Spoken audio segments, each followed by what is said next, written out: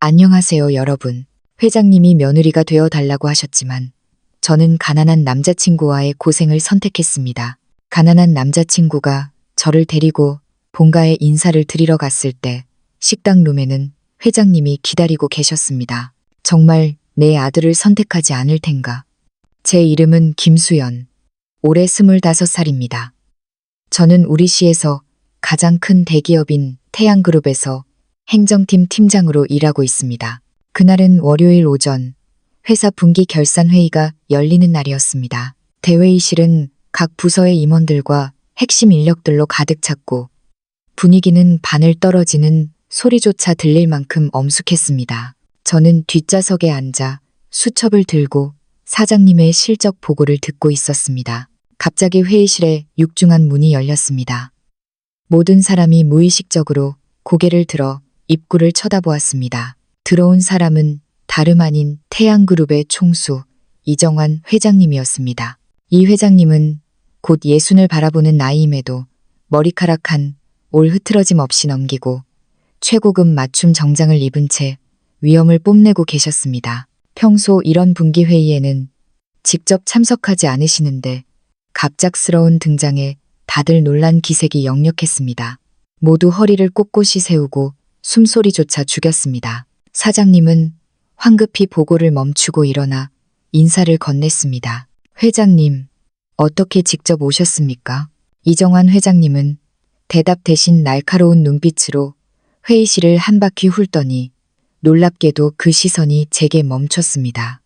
심장이 쿵 하고 내려앉았습니다. 최근에 내가 무슨 실수를 했나?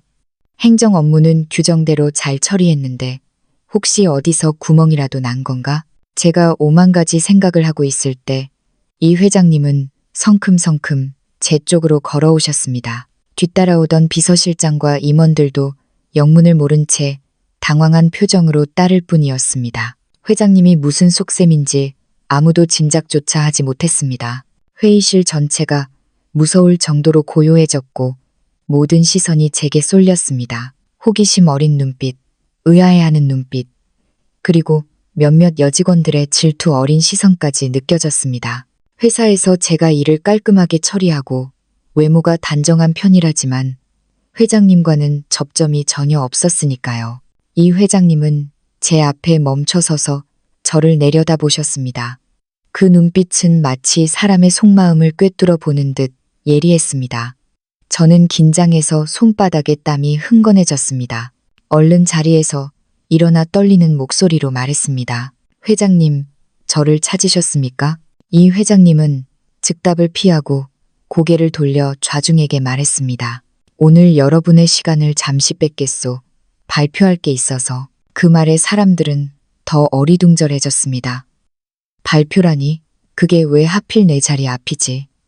제 마음은 롤러코스터를 탄 듯 요동쳤습니다. 그런데 이어진 회장님의 말씀에 머릿속이 윙하며 울렸고 다리에 힘이 풀려 주저앉을 뻔했습니다. 그는 목소리를 가다듬고 평온하지만 거역할 수 없는 위험 있는 어조로 말했습니다.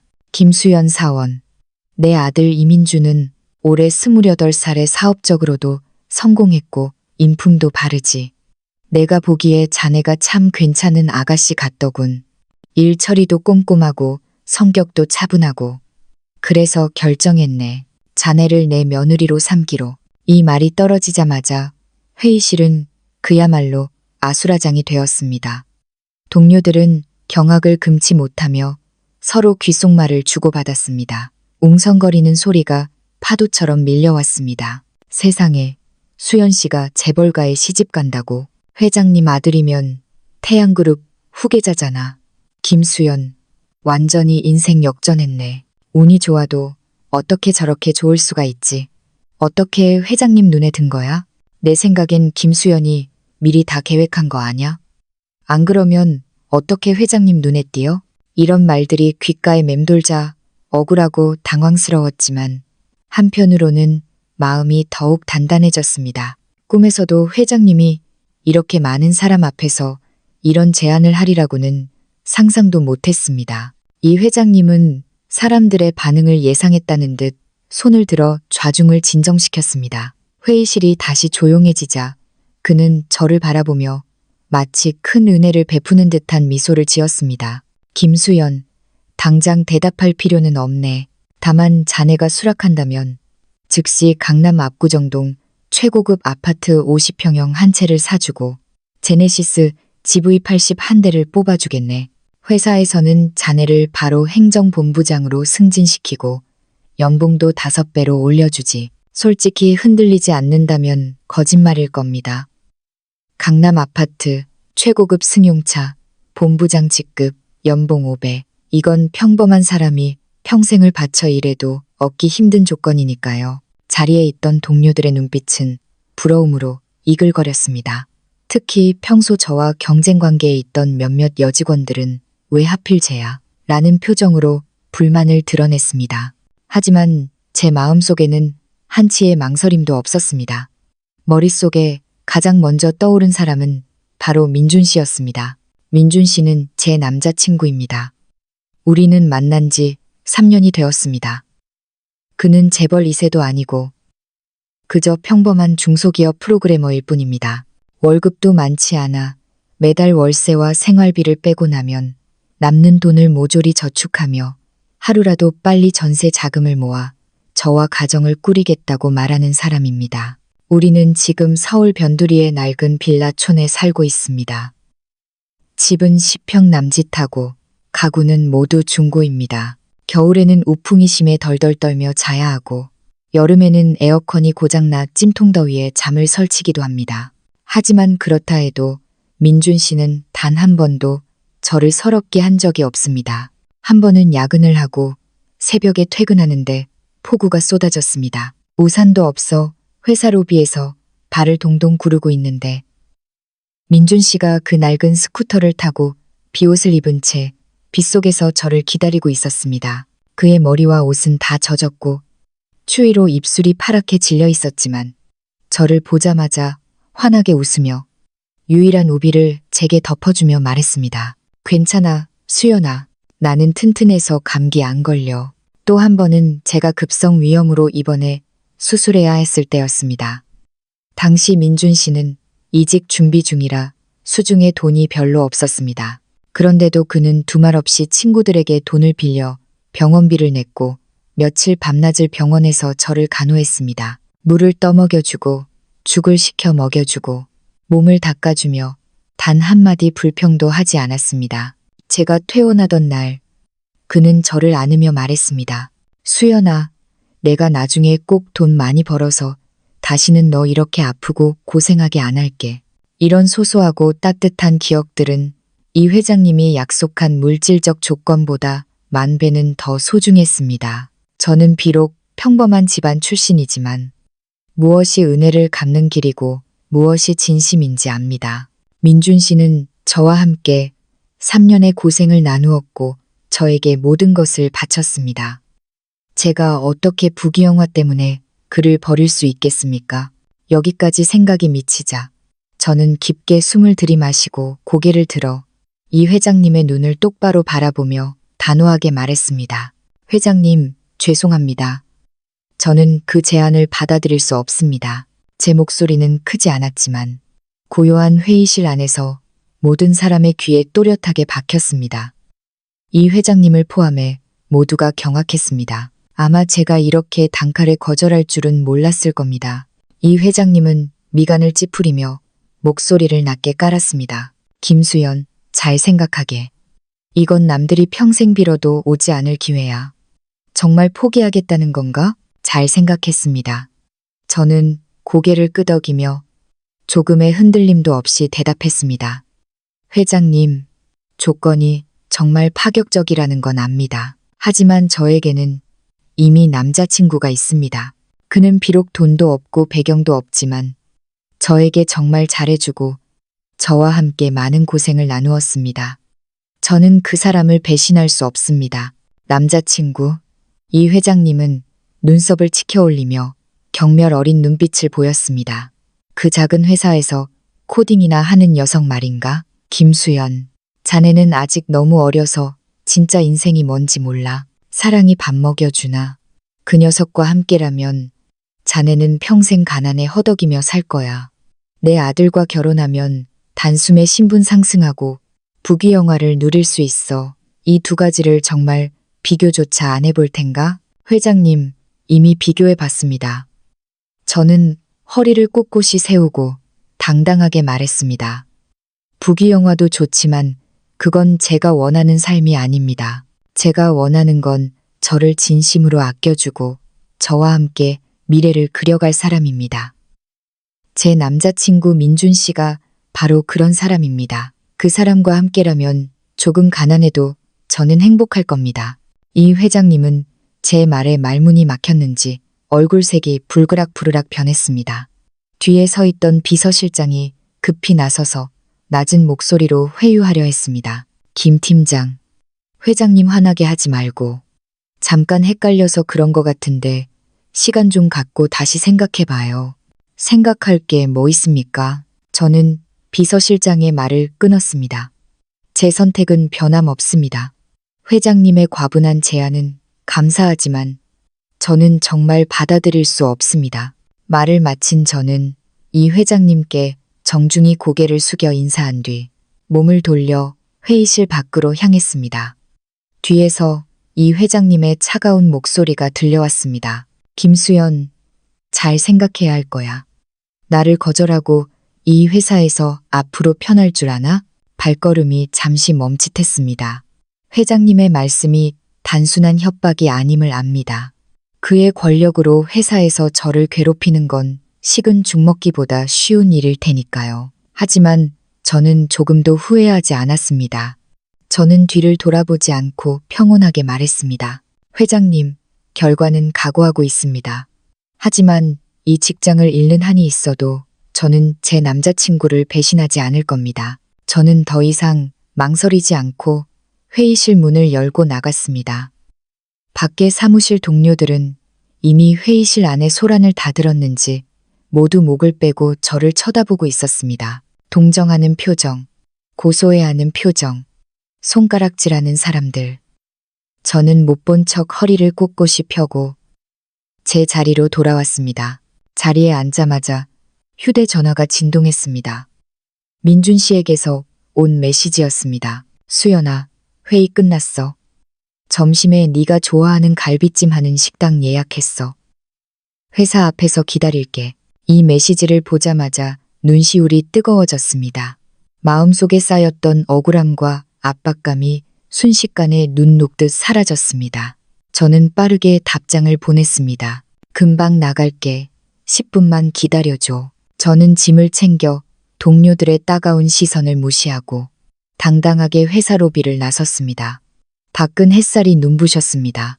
민준 씨는 색이 바랜 하늘색 셔츠를 입고 보온 도시락통을 든 채 나무 그늘 아래 서서 저를 보며 웃고 있었습니다. 그의 미소는 봄날의 햇살처럼 맑고 따뜻해서 모든 어둠을 몰아내는 듯 했습니다. 그를 보는 순간 저의 단호한 선택이 헛되지 않았음을 확신했습니다. 저는 빠른 걸음으로 다가가 그의 팔짱을 끼며 웃었습니다. 민준아, 밥 먹으러 가자. 민준 씨는 제 머리를 쓰다듬으며 다정한 눈빛으로 물었습니다. 수연아, 오늘따라 뭔가 좀 달라 보이는데 무슨 일 있었어? 저는 회의실에서 있었던 일을 말하지 않았습니다. 그를 걱정시키고 싶지 않아서 그저 웃으며 고개를 저었습니다. 아니, 아무것도 아니야. 그냥 내가 있어서 참 좋다는 생각이 들어서. 그래요. 민준 씨가 있다면 회장님의 위협이나 회사에서의 괴롭힘 따위는 두렵지 않습니다. 무슨 일이 있어도 그가 제 곁에 서서 함께 해줄 거라는 걸 아니까요. 점심을 먹고 사무실로 돌아왔을 때 분위기가 심상치 않았습니다. 아까 저를 보던 시선들은 단순한 호기심이나 질투가 아니었습니다. 많은 사람이 저를 피해 다니거나 제 앞에서 들으라는 듯 수군거렸습니다. 제발, 진짜 복에 겨워서 정신이 나갔나 봐. 회장님이 그런 기회를 줬는데 발로 차다니. 그러게. 재벌가 며느리 자리를 마다하고 그 가난한 남자친구랑 계속 만나겠다고. 뇌 구조가 어떻게 된 거 아냐? 앞으로 회사 생활 꼬이게 생겼네. 회장님이 가만두시겠어? 말들이 비수처럼 날아와 꽂혔지만 저는 대꾸하지 않고 제 자리로 돌아갔습니다. 입은 남의 몸에 붙어 있으니 뭐라고 떠들든 상관없습니다. 저만 떳떳하면 되니까요. 자리에 앉자마자 행정팀의 최미영 대리가 허리를 꼬며 다가왔습니다. 저보다 입사가 2년 빠르지만 능력 부족으로 팀장 자리를 저에게 뺏긴 뒤로 사사건건 시비를 걸던 사람입니다.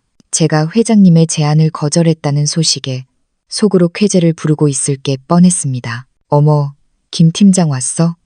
최미영은 비꼬는 듯한 웃음을 지으며 말했습니다. 아까 회의실에서 회장님이 하신 말씀 우리 다 들었어. 김 팀장 진짜 배짱 좋다. 감히 회장님 제안을 거절해? 저는 그녀를 쳐다보며 담담하게 말했습니다. 칭찬 감사합니다. 저는 제가 해야 할 선택을 했을 뿐이에요. 선택? 최미영은 코웃음을 쳤습니다. 내가 보기엔 멍청한 거지. 부귀영화를 걷어차고 굳이 가시밭길을 가겠다니. 그 용기는 높이 사는데 어떤 사람들은 타고나길 팔자가 사나워서 복을 줘도 못 먹나 봐. 속에서 천불이 났지만 꾹 참았습니다. 이런 사람과 말씨름해봤자 저만 손해니까요. 저는 무시하고 컴퓨터를 켜 오후 업무를 시작하려 했습니다. 하지만 최미영은 그냥 넘어갈 생각이 없어 보였습니다. 그녀는 갑자기 손뼉을 치며 사무실 전체에 들리도록 큰 소리로 말했습니다. 자, 다들 주목. 공지사항이 있어요. 회장님 지시로 김수연 씨가 회장님의 호의를 거절한 관계로 행정팀장직 수행이 부적절하다고 판단되었습니다. 앞으로 부서의 중요 업무는 제가 임시로 총괄하게 됐습니다. 결제나 보고는 다 저한테 가져오세요. 그 말에 동료들은 멍하니 저를 쳐다봤습니다. 심장이 철렁했습니다. 최미영이 회장님 핑계를 대고 저를 밀어내려는 수작이었습니다. 저는 벌떡 일어나 최미영을 노려보며 엄하게 말했습니다. 최 대리님, 행정팀장 자리는 제가 제 능력으로 얻은 겁니다. 누가 적선하듯 준 게 아니에요. 회장님도 제 보직 해임하라고 하신 적 없고요. 무슨 권한으로 월권행위를 하시는 겁니까? 최미영은 득의양양한 표정으로 대꾸했습니다. 회장님 눈밖에 났는데 그 자리에 얼마나 더 앉아 있을 것 같아? 눈치 좀 챙겨. 알아서 사표 쓰는 게 모양새가 좋을걸. 나중에 해고 통지서 날아오면 쪽팔려서 어떻게 다닐래? 헛소문 퍼뜨리지 마세요. 저는 분노로 몸이 떨렸습니다. 공과 사는 구분해야죠. 계속 업무 방해하시면 사장님께 정식으로 문제 제기하겠습니다. 사장님? 최미영이 비웃었습니다. 사장님이 네 편 들어줄 것 같아? 회장님이 어떤 분인지 몰라? 회장님한테 찍힌 사람을 누가 감싸주겠냐고. 좋은 말 할 때 내 말 들어. 안 그럼 회사 생활 지옥 될 줄 알아. 그녀는 제 말을 무시하고 부서 게시판으로 걸어가 종이 한 장을 붙였습니다. 금일부로 부서 중요 업무는 최미영 대리가 총괄함이라고 적혀 있었습니다. 동료들은 저를 복잡한 눈빛으로 바라보았습니다. 동정도 있었고 고소해야 하는 사람도 있었고 벌써 최미영에게 줄을 서려는 사람도 보였습니다. 저는 심호흡하며 충동적으로 행동하지 말자고 다짐했습니다.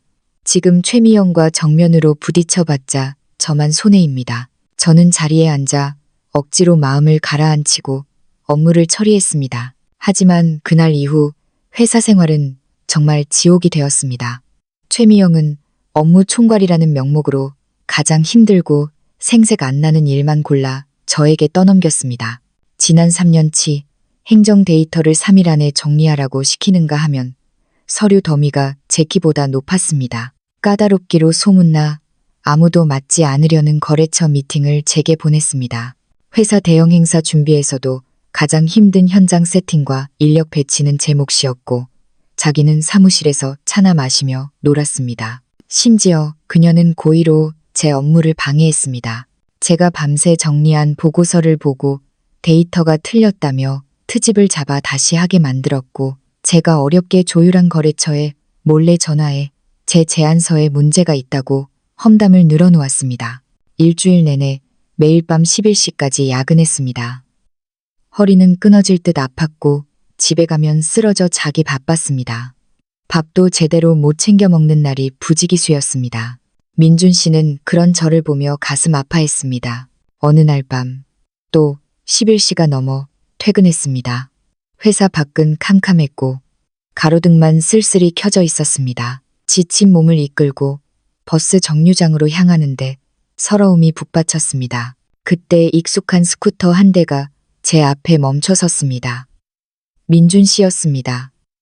검은 재킷을 입고 보온병을 든 채 환하게 웃었습니다. 수연아, 데리러 왔어. 그를 보자마자 참았던 눈물이 왈칵 쏟아질 뻔했습니다. 코끝이 찡해지며 달려가 그의 팔을 붙잡았습니다. 민준아, 이 늦은 시간까지 왜 왔어? 춥잖아. 나 기다리지 말고 먼저 자지. 이렇게 늦었는데 널 혼자 어떻게 보내? 마음이 안 놓여서. 민준 씨는 제 머리를 쓰다듬으며 다정하게 말했습니다. 빨리 타. 맛있는 거 먹으러 가자. 저는 스쿠터 뒷자리에 앉아 민준 씨의 허리를 꽉 끌어안았습니다. 밤바람은 차가웠지만 등에서 전해지는 온기는 따뜻했습니다. 민준 씨는 24시간 영업하는 설렁탕 집으로 저를 데려갔습니다. 보온병에는 그가 미리 끓여온 대추생강차가 들어있었습니다. 먼저 이거 마셔. 몸 좀 녹이게. 너 요즘 너무 무리해서 안색이 안 좋아. 달콤하고 따뜻한 차가 목을 타고 넘어가자 얼어붙었던 마음까지 녹아내리는 기분이었습니다. 저는 민준 씨에게 회사에서 있었던 일을 하나도 빠짐없이 털어놓았습니다. 이야기를 듣는 민준 씨의 표정이 어두워졌습니다. 눈빛에는 분노와 안타까움이 교차했습니다. 그 최미영이란 여자 진짜 악질이네. 동료들도 너무하고. 수연아, 정 힘들면 그만둬. 내 능력으로 어디든 못 가겠어. 저런 사람들 비위 맞출 필요 없어. 저는 고개를 저으며 웃었습니다. 아냐, 민준아, 나 견딜 수 있어. 이 정도 일로 포기하고 싶지 않아. 내가 지금 그만두면 최미영 좋은 일만 시키는 거잖아. 난 끝까지 버텨서 김수연이 그렇게 만만한 사람이 아니란 걸 보여줄 거야. 민준 씨는 존경스럽다는 듯 저를 바라보았습니다. 우리 수연이 진짜 강하네. 그래도 명심해. 무슨 일이 있어도 난 내 편이야. 너무 힘들면 억지로 버티지 마. 내가 너 먹여 살릴 수 있어. 내가 먹여 살릴 수 있는 거 알지? 하지만 나도 내 힘으로 돈 벌고 싶어. 너한테 짐 되기 싫어. 제가 웃으며 말했습니다. 그리고 회사 일은 내가 알아서 잘 처리할게. 민준 씨는 고개를 끄덕이며 제 숟가락 위에 고기 한 점을 올려주었습니다. 그래, 대신 건강 잘 챙겨. 최미영이 또 괴롭히면 나한테 꼭 말해. 내가 어떻게든 방법 찾아볼게. 저는 설렁탕을 먹으며 고개를 끄덕였습니다. 회사 일은 힘들지만 든든한 지원군이 곁에 있으니 다시 힘을 낼 수 있었습니다. 식사를 마치고 민준 씨는 저를 집까지 데려다 주었습니다.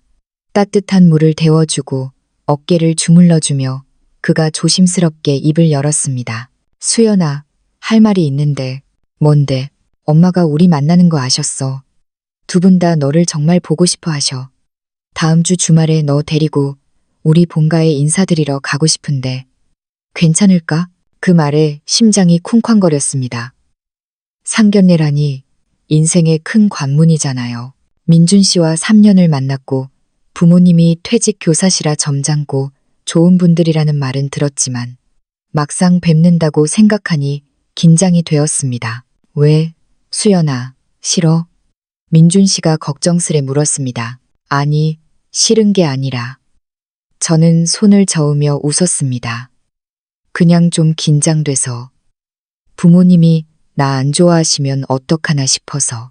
그럴 리가. 민준 씨가 활짝 웃었습니다. 우리 부모님 사람 정말 좋으셔. 네가 나랑 고생하면서도 곁에 있어 준 거 아시고. 고마워서 어쩔 줄 모르셔. 게다가 넌 착하고 예쁘고 능력도 있잖아. 무조건 좋아하실 거야. 민준 씨의 확신에 찬 말에 용기가 생겼습니다. 좋아. 그럼 다음 주 주말에 인사드리러 가자. 민준 씨는 기뻐하며 저를 와락 안았습니다. 고마워, 수연아. 내가 잘 챙길게. 절대 불편하지 않게 할게. 민준 씨 품에 안겨 있으니 기대감이 차올랐습니다. 회사에서 아무리 힘들어도 남들이 뭐라 해도 민준 씨와 함께라면 행복합니다. 부모님을 뵙는다는 건 우리 관계가 한 단계 더 깊어진다는 뜻이니까요. 저는 어떤 옷을 입고 갈지, 무슨 선물을 사갈지 행복한 고민을 시작했습니다. 부모님께 좋은 인상을 남겨서 민준 씨를 믿고 맡겨주신 것에 보답하고 싶었습니다. 하지만 저는 꿈에도 몰랐습니다. 이 부모님 뵙는 날이 제 인생에 엄청난 반전을 가져다 줄 줄은, 그리고 저를 괴롭히던 사람들에게 통쾌한 한 방을 날리게 될 줄은요. 그날 밤 저는 꿀잠을 잤습니다. 꿈속에서 민준 씨와 함께 그의 고향 집에 갔는데 인자하신 부모님이 따뜻하게 맞아주시는 꿈이었습니다. 아침에 깰 때 제 입가엔 미소가 걸려 있었습니다. 하지만 월요일 출근하자마자 현실은 다시 시궁창이었습니다. 최미영이 사무실 입구에서 저를 가로막고 서 있었습니다. 손에 서류 뭉치를 든 채 얼굴이 불그락푸르락해져서 쩌렁쩌렁 소리를 질렀습니다. 김수연, 너 대체 일 처리를 어떻게 하는 거야? 가슴이 철렁했습니다. 서류를 받아보니 지난주 금요일에 제출한 행사 예산 기획안이었습니다. 빨간 펜으로 여러 군데 숫자가 동그라미 쳐져 있었습니다. 최미영은 삿대질하며 소리쳤습니다. 이 숫자들 좀 봐. 엉망진창이잖아. 오늘 아침 거래처에서 전화 와서 난리 났어. 예산이랑 실제 견적이 1억 원이나 차이 난다고 계약 취소하겠대. 순식간에 동료들이 몰려와 수군거렸습니다. 헐, 1억 차이라고. 김 팀장 실수 너무 크게 했는데? 요즘 상태 안 좋아 보이더니 기어코 사고 쳤네. 이거 큰일 났는데. 이번 행사 회사에서 엄청 중요하게 생각하는 건데. 김수연 진짜 잘리겠어. 최미영은 의기양양하게 저를 내려다보며 눈빛으로 너 이제 죽었다고 말하고 있었습니다. 김수연, 이거 어떻게 책임질 거야? 안 그래도 회장님이 주시하고 계시는데 이런 초대형 사고를 쳐. 이번엔 진짜 짐 싸야겠네. 저는 기획안을 꼼꼼히 훑어보았습니다. 동그라미 쳐진 숫자들. 이건 제가 입력한 게 아니었습니다. 저는 지난주 금요일에 이 서류를 제출하기 전 숫자를 3번이나 검토했습니다. 절대 틀릴 리가 없습니다. 분명 최미영이 제가 퇴근한 뒤 몰래 숫자를 조작해서 덮어 씌운 겁니다. 저를 내쫓으려고 회사 이익까지 볼모로 잡다니 정말이지 악랄했습니다. 저는 끓어오르는 분노를 누르고 차갑게 말했습니다. 최 대리님, 이 기획안 제가 작성한 거 아닙니다. 제가 금요일에 제출한 원본은 데이터가 모두 정확했습니다. 못 믿으시겠으면 회사 서버 백업 파일 확인해 보세요. 백업 파일. 최미영이 코웃음 쳤습니다. 김수연, 발뺌하지 마. 네가 나한테 제출한 파일 그대로야. 이제 와서 책임 회피하려고. 그리고 미안한데 주말에 서버 점검하느라 백업 파일 다 덮어 씌워져서 확인 못해. 아, 치밀하기도 하지. 그녀는 제가 빠져나갈 구멍을 다 막아놓은 겁니다. 동료들도 덩달아 거들었습니다. 김 팀장, 담당자가 책임져야지. 이게 무슨 추태야. 맞아. 핑계 대지 말고 수습이나 해. 사면 초과. 하지만 저는 당황하지 않았습니다. 왜냐하면 완전 범죄는 없으니까요. 그녀가 간과한 게 있습니다. 저는 심호흡하고 최미영을 똑바로 쳐다보며 또박또박 말했습니다. 최 대리님, 숫자만 바꾸면 저한테 뒤집어 씌울 수 있을 줄 아셨나요? 잊으셨나 본데 회사 업무용 PC에는 모든 작업 로그가 남습니다. 누가 언제 제 계정에 접속했는지, 어떤 파일을 수정했는지 다 기록된다고요. 그리고 제가 기획안 제출할 때 대리님 메일로도 보냈죠. 참조로 제 개인 메일에도 보냈고요. 지금 바로 메일함 열어서 확인해 볼까요? 제 말이 끝나자 최미영의 얼굴이 사색이 되었습니다. 눈동자가 심하게 흔들렸습니다. 제가 이렇게까지 대비했을 줄은 몰랐을 겁니다. 동료들도 조용해지며 최미영을 의심스런 눈초리로 쳐다봤습니다. 최미영은 억지로 목소리를 높였습니다. 너 너 어디서 말대꾸야. 내가 언제 내 파일을 수정했다고 그래. 책임지기 싫으니까 거짓말하는 거지. 거짓말인지 아닌지 확인해보면 알겠죠. 저는 입꼬리를 올리며 차갑게 웃었습니다. 마침 사장님실 불 켜져 있네요. 지금 가서 사장님께 판단해 달라고 하죠. 전산팀 불러서 로그랑 이메일 열어보면 누가 거짓말쟁이인지 바로 나올 테니까. 저는 최미영이 반응할 새도 없이 서류를 들고 사장실로 성큼성큼 걸어갔습니다. 최미영은 얼굴이 하얗게 질려 쫓아와 제 팔을 잡으며 속삭였습니다. 김수연, 적당히 해. 그냥 기획안 다시 수정해서 거래처에 사과하면 되잖아. 굳이 사장님 귀찮게 할 필요 있어? 이제 와서 겁나요. 저는 그녀의 손을 뿌리치며 싸늘하게 대꾸했습니다. 숫자 조작할 땐 이런 날 올 줄 모르셨어요? 최미영 씨, 당신이 절 함정에 빠뜨려 해고시키려고 한 거 오늘 끝장 봅시다. 동료들도 우르르 사장실 앞으로 몰려왔습니다. 저는 노크하고 사장실로 들어갔습니다. 최미영도 덜덜 떨며 따라 들어왔습니다. 사장님은 책상에 앉아 우리를 의아하게 쳐다보셨습니다. 김 팀장, 최 대리, 무슨 일인가? 사장님, 내부 비리를 고발하러 왔습니다. 저는 단도직입적으로 말하며 기획안을 내밀었습니다. 이 행사 예산안 제가 지난주 금요일에 제출할 땐 완벽했습니다. 그런데 최미영 대리가 제가 퇴근한 후 몰래 데이터를 조작해서 거래처 클레임을 유발했습니다. 그리고 저에게 책임을 덮어씌우려 하고 있습니다. 사장님, 아닙니다. 최미영이 다급하게 외쳤습니다. 김수연이 실수해놓고 저를 모함하는 겁니다. 누가 거짓말하는지 확인해 주십시오. 저는 사장님을 보며 진지하게 말했습니다. 전산팀에 연락해서 제 PC 접속 로그 확인해 주세요. 지난주 금요일 퇴근 시간 이후 누가 접속했는지요. 그리고 제가 최 대리에게 보낸 이메일 원본도 확인해 주십시오. 사장님은 미간을 찌푸리며 비서실에 전산팀 호출을 지시했습니다. 그리고 최미영에게 말했습니다. 최 대리, 자네 메일함 열어봐. 김 팀장이 보낸 메일 확인하게.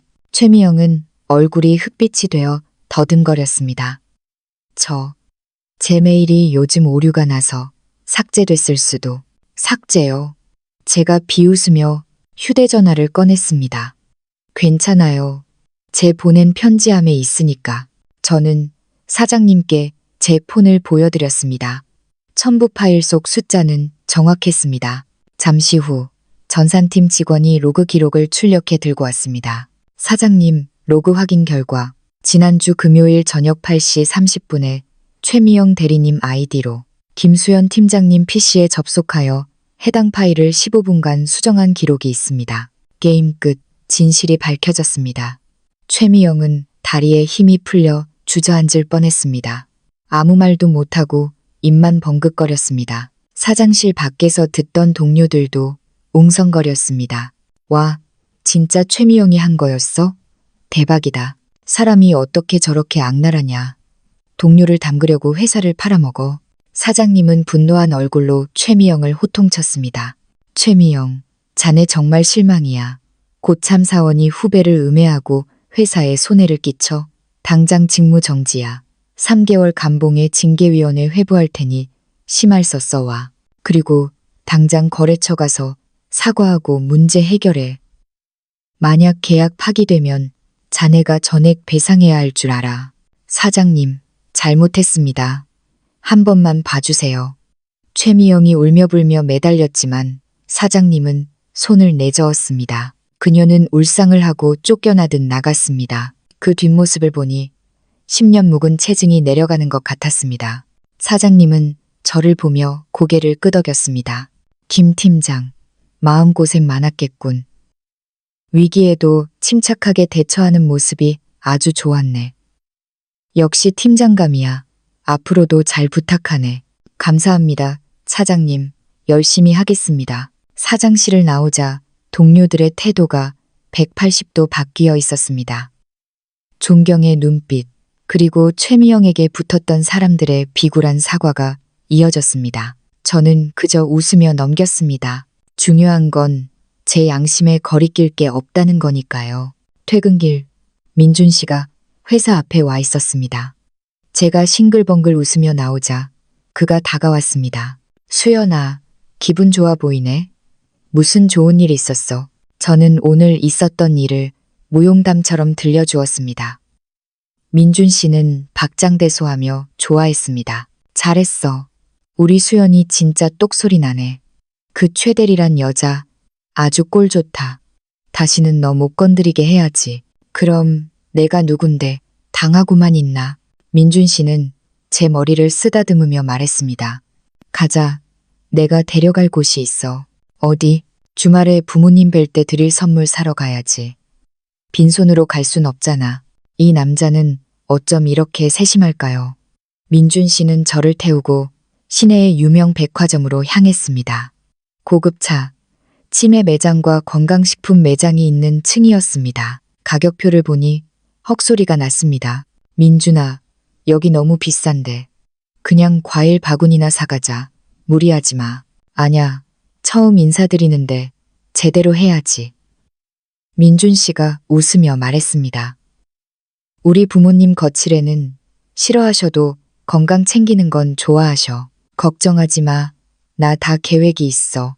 그는 홍삼 세트와 고급 녹차 세트를 능숙하게 골랐습니다. 평소엔 짠돌이처럼 아끼던 사람이 저를 위해 큰돈을 쓰는 걸 보니 마음이 찡하면서도 걱정이 되었습니다. 하지만 민준 씨는 널 위해서 쓰는 돈은 하나도 안 아까워라며 저를 안심시켰습니다. 선물을 사고 나서 옷가게에 들러 제가 입을 단정한 원피스도 한 벌 사주었습니다. 돌아오는 길 스쿠터 뒷자리에서 제가 물었습니다. 민준아, 너네 고향집은 어떤 곳이야? 진짜 내 말대로 시골집이야. 그렇다고 볼 수 있지. 시내에서 종 떨어진 전원주택이야. 마당에 꽃도 많이 심어놨어. 내가 좋아할 거야. 진짜? 나 꽃 좋아하는 거 어떻게 알고? 당연히 알지. 우리 엄마도 꽃 좋아하셔서 너랑 말이 잘 통할 거야. 민준 씨의 등 뒤에 기대어 밤바람을 맞으니 행복이 밀려왔습니다. 부자가 아니어도 화려하지 않아도 이렇게 서로 아끼는 마음만 있다면 충분하다고 생각했습니다. 그런데 평화는 오래가지 않았습니다. 최미영은 징계를 받고도 정신을 못 차렸는지 이번에는 이 회장님의 최측근인 강 비서실장까지 끌어들였습니다. 강 실장은 최미영과 먼 친척 관계로 평소에도 그녀를 뒤에서 봐주던 사람이었습니다. 며칠 뒤 강 실장이 행정팀에 들이닥쳐 서류 봉투를 제 책상에 던졌습니다. 김수연 팀장, 이 계약건 자네가 맡아. 3일 안에 계약 성사시켜. 만약 실패하면 자네 능력 부족으로 간주하고 사직서 수리하겠네. 서류를 보니 악명 높은 지방거래처와의 대형 계약건이었습니다. 수많은 베테랑 영업사원들도 혀를 내두르고 포기한 건이었습니다. 게다가 계약 조건도 까다롭고 숨겨진 독소 조항도 많아 보였습니다. 3일이라니 이건 대놓고 저를 자르겠다는 소리였습니다. 실장님, 이건 물리적으로 불가능합니다. 기간을 더 주시거나 영업팀 지원을. 핑계 대지 마. 강 실장이 소리쳤습니다. 회장님이 특별히 기회를 주시는 건데 말이 많아? 하기 싫으면 지금 당장 나가. 주변 동료들은 강 실장의 서슬에 눌려 숨소리도 못 냈고 최미영은 구석에서 비릿한 웃음을 흘리고 있었습니다. 저는 입술을 깨물며 서류를 집어들었습니다. 알겠습니다. 해보겠습니다. 대신 계약 성사시키면 더 이상 제 업무에 부당하게 개입하지 마십시오. 성사나 시키고 말해. 강 실장은 비웃으며 나갔습니다. 그날부터 저는 3일간 밤을 새우다시피 하며 계약서를 분석하고 법률 자문을 구하고 거래처 정보를 팠습니다. 민준 씨에게도 상황을 말했습니다. 민준 씨는 화를 냈지만 제가 내 힘으로 해보겠다고 하자 묵묵히 응원해 주었습니다. 마지막 날 거래처 미팅에 갔습니다. 상대방 대표는 거만하기 짝이 없었습니다. 온갖 트집을 잡으며 저를 무시했습니다. 계약은 물 건너갔다 싶어 절망하려던 찰나 상대방 대표가 어딘가에서 걸려온 전화를 받았습니다. 네, 알겠습니다. 네, 회장님. 아이고, 그런 귀한 분이셨습니까?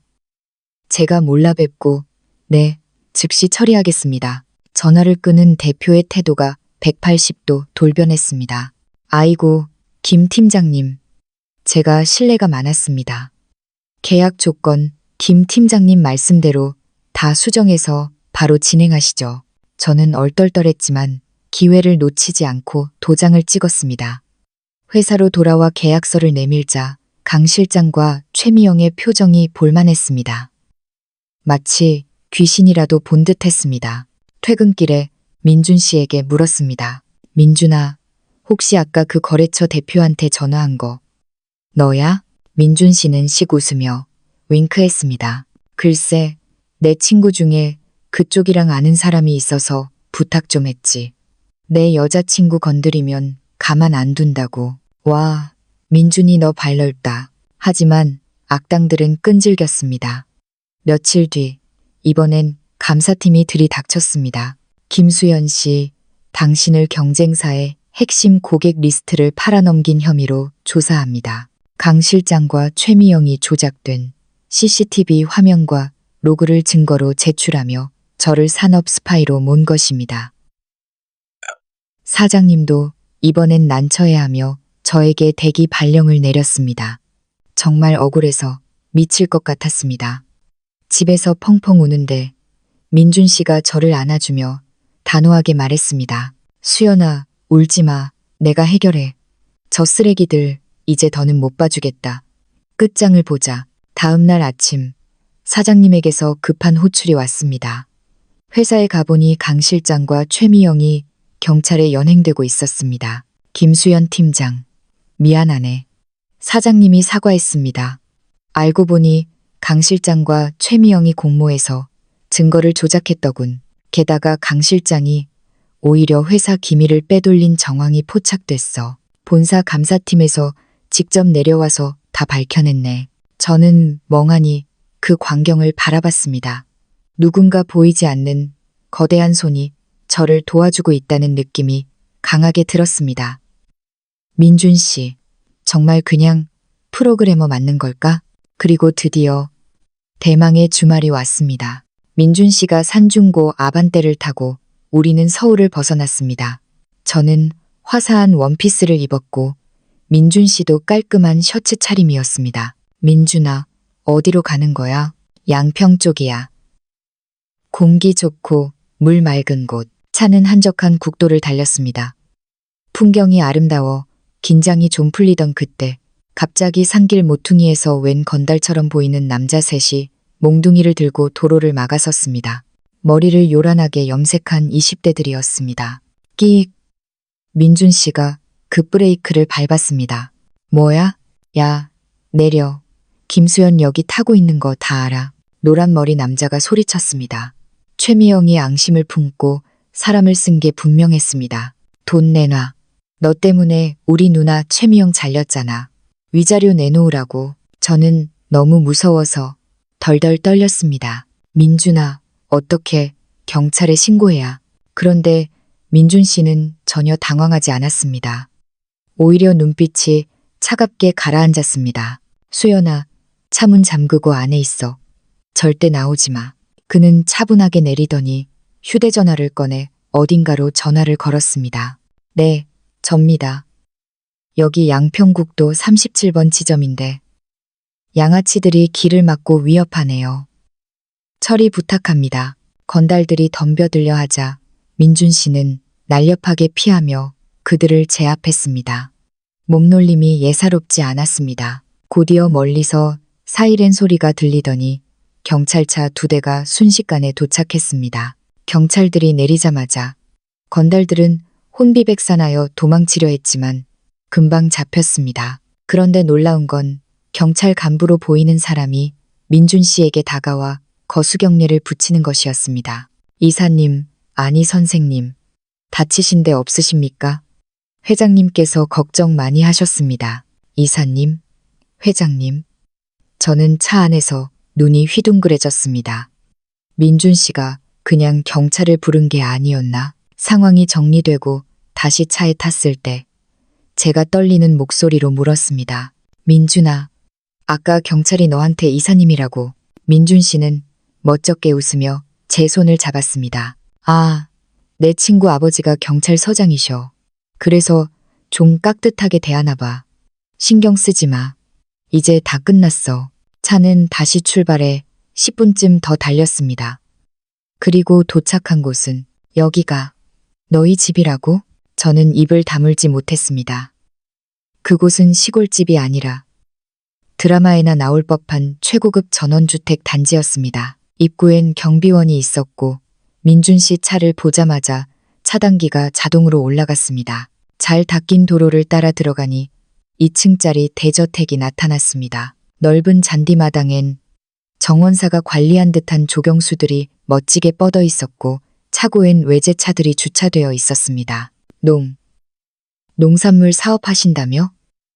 제가 멍하니 물었습니다. 그게 규모가 좀 커. 민준 씨가 땀을 삐질 흘리며 말했습니다. 현관 앞에 도착하자 중년 부부가 마중을 나와 계셨습니다. 우아한 기품이 흐르는 아주머니와 인상 좋으신 아저씨, 민준 씨의 부모님이었습니다. 아이고, 우리 수연 양 왔어요. 먼 길 오느라 고생 많았죠. 어머님이 제 손을 잡으며 너무나 따뜻하게 반겨주셨습니다. 집안은 밖에서 보는 것보다 더 화려했습니다. 대리석 바닥, 샹들리에, 고가구들. 저는 주눅이 들어 몸 둘 발을 몰랐습니다. 수연 양, 긴장하지 마요. 그냥 편하게 생각해요. 아버님이 인자하게 웃으셨습니다. 잠깐 쉬었다가 저녁 먹으러 갑시다. 읍내에 좋은 한정식집 예약해뒀어요. 오늘 아주 중요한 손님도 오실 겁니다. 중요한 손님이요. 민준 씨가 저를 2층 방으로 안내했습니다. 수연아, 여기 너 쓰라고 준비한 방이야. 문을 열자 호텔 스위트룸 같은 방이 나타났습니다. 화장대에는 제가 평소 갖고 싶어 했던 최고급 화장품 세트가 놓여 있었고 옷장에는 제 치수에 맞춘 새 옷들이 걸려 있었습니다. 이게 다 나를 위한 거야? 응. 그동안 고생만 시켜서 미안해. 이건 시작일 뿐이야. 민준 씨가 저를 뒤에서 안아주었습니다. 저녁 시간이 되어 우리는 고급 한정식 식당으로 이동했습니다. 룸에 들어서자 먼저 와서 기다리고 있던 중요한 손님의 뒷모습이 보였습니다. 그가 천천히 뒤를 돌았습니다. 저는 심장이 떼는 줄 알았습니다. 그곳에는 태양그룹 이정환 회장님이 앉아 계셨습니다. 편한 개량 한복 차림으로 인자한 미소를 지으면서요. 회장님, 제가 소스라치게 놀라 뒷걸음질 치자 민준 씨가 제 어깨를 감싸며 말했습니다. 수연아, 인사드려. 우리 아버지셔. 뭐? 사실 내 본명은 이민준이고 태양그룹 회장님이 내 아버지야. 그동안 속여서 미안해. 머릿속이 하얘졌습니다.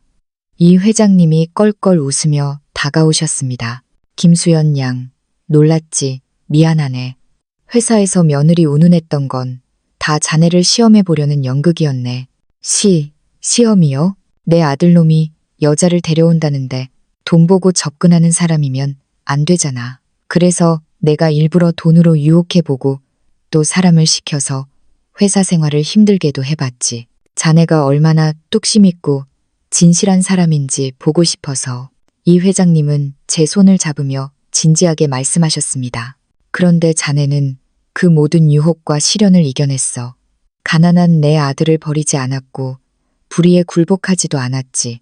자네야말로 우리 집안에 딱 맞는 며느리감일세. 합격이야. 저는 다리에 힘이 풀려 주저앉을 뻔했습니다. 눈물이 왈칵 쏟아졌습니다. 억울함, 안도감, 그리고 감동이 뒤섞인 눈물이었습니다. 저는 진짜 민준이가 가난해도 좋았어요. 진짜로. 알지, 알아. 그래서 고마운 거란다. 어머님이 저를 안아주셨습니다. 민준 씨도 눈시울이 붉어진 채 저를 바라보았습니다. 수연아, 이제 고생 끝이야. 내가 평생 너 행복하게 해줄게. 그 후 모든 것은 일사천리로 진행되었습니다. 강 실장과 최미영은 구속되어 법의 심판을 받게 되었습니다. 회사에는 소문이 쫙 퍼졌고 저는 하루아침에 신데렐라가 되었지만 거만해지지 않았습니다. 반년 후 우리는 민준 씨 본가 정원에서 아름다운 야외 결혼식을 올렸습니다. 화려한 예식장 대신 가까운 지인들만 초대해 진심 어린 축복을 받는 자리였습니다. 저는 깨달았습니다.